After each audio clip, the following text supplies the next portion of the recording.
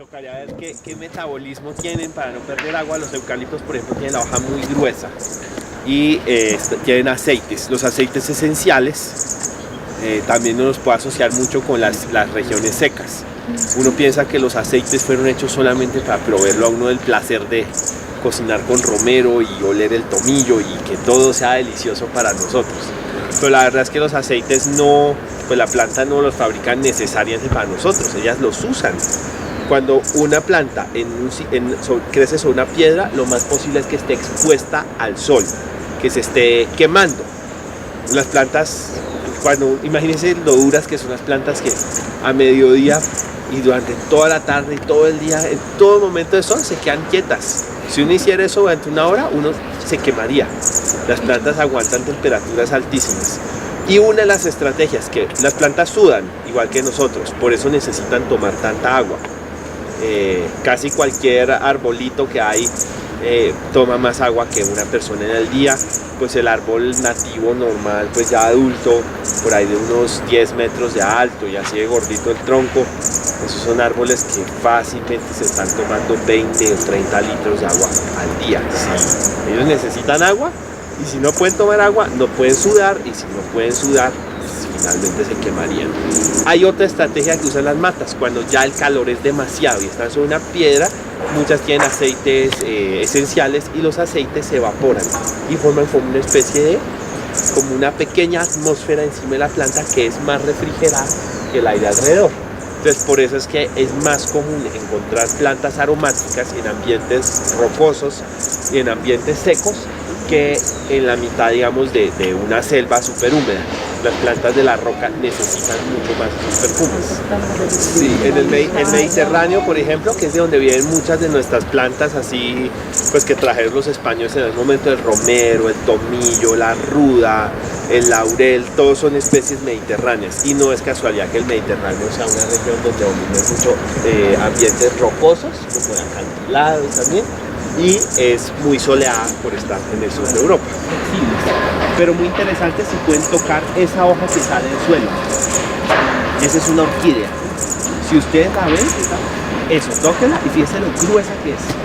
Son unas hojas súper gruesas. Esa es la otra estrategia de la que hemos hablado de una planta que crece en la piedra.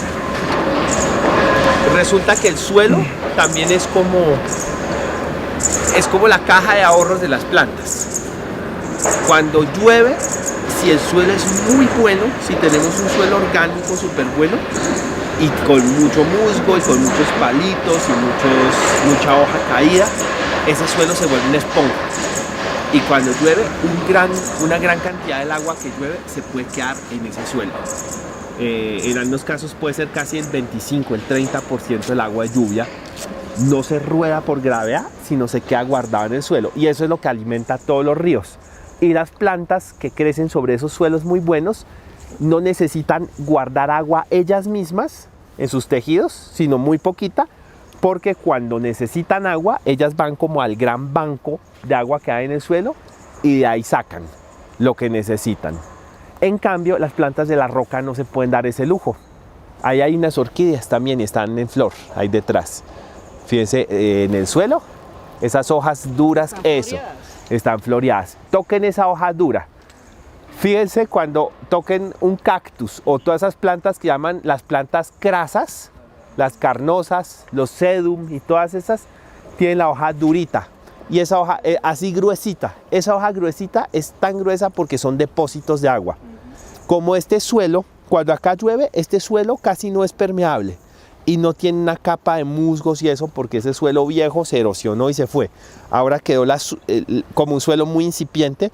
Como este suelo no puede guardar agua cuando llueve, las matas la guardan ellas mismas, algunas. Y eso hacen las orquídeas.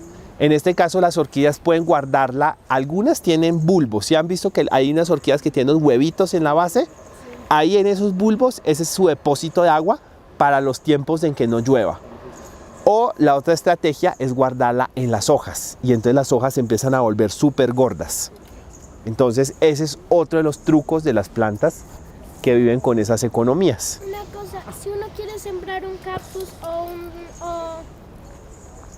un cactus en matera, le puede ¿Es mejor echarle piedras o cosas así? A los cactus les gusta, como ellos están acostumbrados a vivir en el calor, pues a veces los que compra uno les ponen piedritas, yo creo que es más de adorno, pero las piedras a veces sí pueden recoger mucho calor. Si uno vive en un sitio frío, por ejemplo, uno de los trucos para calentar un sitio es ponerle piedras alrededor que recogen calor y de noche lo van liberando. Ese calor en el suelo cuando estamos en temperaturas muy altas protege el suelo, ¿cierto? Me imagino. Depende, porque el calor tiene problemas. O sea, si el sol da directamente sobre la tierra, los rayos del sol, pues no es tanto por el calor, sino también porque tiene rayos ultravioleta y otras cosas, quitan los hongos, por ejemplo, matan los hongos, matan bacterias, empiezan a matar pues formas de vida que ayudan a formar el suelo. Entonces, en ese caso no ayuda tanto. Pero si uno pone piedras, por ejemplo, las piedras pueden hacer sombra debajo. Entonces sí es una cobertura que cuando llueve puede proteger el suelo de la erosión.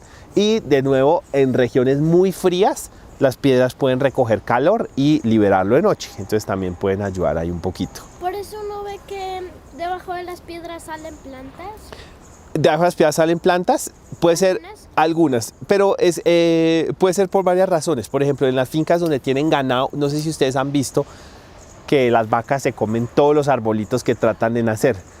Pero a veces hay una roca grande y al lado de la roca sí empiezan a nacer arbolitos. Muchas veces las vacas no logran pastar, llevar el hocico hasta el borde de la piedra, como que la piedra tiene entraditas, cuevitas y sitios, y ahí logran desarrollarse algunos árboles. La piedra puede ser una barrera física, como una especie de cerca natural que protege algunos arbolitos pequeños. Y hay otras plantas que vamos a ver, por ejemplo estas orquídeas, que pueden crecer bien sobre el tronco de un árbol y también encima de una piedra. Si ustedes tratan de sembrar una orquídea de esas en un suelo negro, bonito, de la planicie de la Sabana de Bogotá, de huerta, tratan de trasplantar eso a una huerta y sembrar al lado de las lechugas, la planta se va a morir, porque esa es una planta que necesita suelos ácidos, con pues una capa de materia orgánica. Por estar en un suelo inclinado le gusta que tengan un buen drenaje, le gusta que le dé bastante sol. Es una planta del cerro. Entonces mucho de lo que estamos viendo acá nunca creció en el lago y en los pantanos de la planicie. Si ustedes van a ese lago y esos pantanos de la antigüedad, allá no crecían ayuelos. Y allá no crecía el tominejero, el primo del café que está acá detrás, y allá no crecían esas orquídeas. Esas crecieron siempre acá en los cerros, porque en los cerros es más fácil encontrar pedazos pelados, con roca, donde el suelo es muy pobre. Una de las ventajas que tiene crecer en un suelo pobre es que aquí, por ejemplo, busquen pasto quicuyo. Búsquenlo. ¿Pasto qué? El pasto verde que hay en toda la sabana de Bogotá se llama pasto quicuyo. El pasto quicuyo es un pasto que ama los sitios que tienen una gran riqueza en nutrientes. Le encantan nuestras huertas. Si nosotros tenemos una huerta divina, ese pasto siempre está tratando de entrarse para formar una alfombra ahí. Y en general uno puede medir bien la calidad del suelo viendo dónde crece mejor el pasto quicuyo. Si no hay pasto quicuyo, uno dice, este suelo tiene que ser muy ácido o muy pobre en nitrógeno o reseco. Y acá, miren que no hay pasto. Podría haberlo. A la entrada había un parchecito. Fíjense que acá en adelante uno no lo vuelve a ver. Y eso ya empieza a notarse que es un suelo más boscoso, con más árboles, un poco más de sombra, y sobre todo suelos que no tienen materia orgánica. Eso hace que el quicuyo no pueda entrar. Pues eso son excelentes noticias para muchas plantas. Esa es la razón de por qué muchas plantas de roca no pueden crecer abajo. Si uno las sembrara con mucho amor y les deshiervara el quicuyo, podrían crecer. Pero si es simplemente un proceso silvestre donde no hay un jardinero cuidándolas, esas plantas de la roca no tienen la capacidad de competir contra las especies de los suelos fértiles. Son plantas que aman el sol, por ejemplo, están acostumbradas a tener el sol para ellas, que crece en sitios donde hay poquita comida en el suelo, pero mucho sol. Y resulta que allá abajo, como es tan fértil, los alisos, los sangregados, los yarumos, los árboles de allá, hacen un montón de sombra y les quitan el sol. Las plantas de roca son plantas que crecen despacito. Todas estas matas, ustedes ven una de estas maticas así, y usted viene al año siguiente y es así. Y al año siguiente sube otros centímetros. Crecen algunas centímetro a centímetro. Hay unas que ya son adultas que crecen milímetro a milímetro cada año, pero no tienen prisa porque no hay competencia. En cambio, abajo, en la llanura, en la planicie, donde todo es fértil, ese es como el sitio donde todos quieren estar y ahí crecen los árboles gigantes y es el mundo de la competencia. Pues yo en eso también veo muchos símiles con la economía humana. Hay personas que se dedican a profesiones donde potencialmente pueden ganar mucho dinero, como que se nota que hay un montón de campo de acción, pero un montón de competencia. Y en cambio hay otras personas que dicen, ay no, yo no estoy hecho para eso.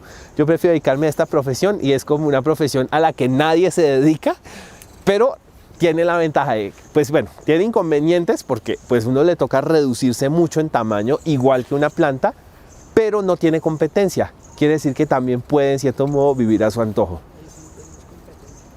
No tiene competencia. Yo un día pensaba cuál será el punto ideal, pero siempre que veo esa lucha a muerte de todas las matas en una huerta, que la calabaza se le está subiendo encima a la otra y que todas están estrangulando a otras, digo, no, si yo pudiera hacer una mata, voy a hacer una, y además la calabaza vive un año, o sea, además de eso, es como tanto esfuerzo para vivir solo un año.